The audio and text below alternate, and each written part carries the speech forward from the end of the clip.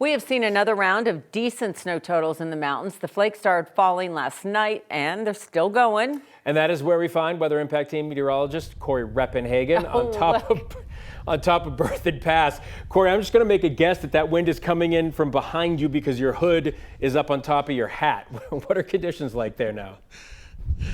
Yeah, you know, Phil, the wind is kind of really squirrely. It's coming from behind me and from the side, so it's not really snowing that hard at the moment, but the winds have been a major factor up here. Very persistent, gusty winds, 40, 50 miles per hour. Like I said, kind of shifting around, so the snow is there, though. It's in there. We're going to end up with about 6 to 12 inches of fresh new snow after this snowstorm is done by tomorrow morning, and that doesn't sound like a lot, but it is enough to keep adding up. We're inching our way back out of last place for Snowpack. We've been in the bottom of the worst snowpack in history since about January 15th or so, and this will just kind of inch our way back. The good news is the pattern is going to stay active for the next 3 weeks up here, but the bad news is it doesn't look like it's going to be much more snow than average, so the chances of actually pulling ourselves out all the way up to average or above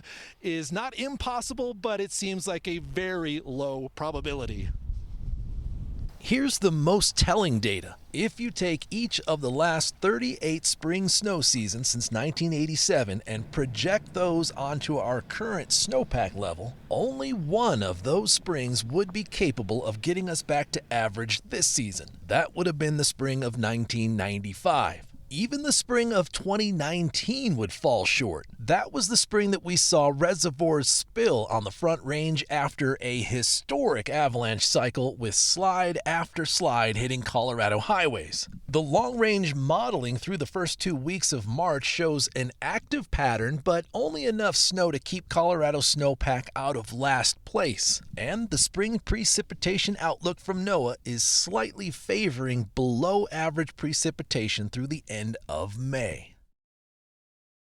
So just using those three factors alone, you can see how it is very unlikely that we pull ourselves all the way up to average or above.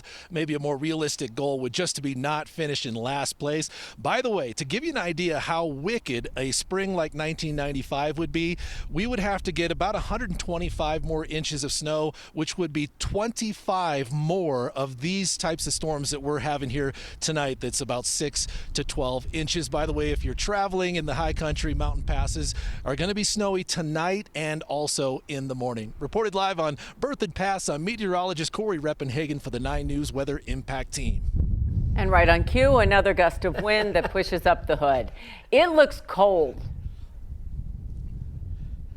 Man, it's only like 33 degrees up here, but the winds has been 40 to 45 miles per hour, so that really gets the wind chill down here. There's a couple of times where I've had just absolutely no visibility. I couldn't even see the camera in front of my face, so fortunately during this live shot, it hasn't been too bad. No. You know how much Corey loves it out there, so you know when the conditions get like this and you see them tighten up, yeah, you know the conditions are bad. All right, Corey, thanks so much.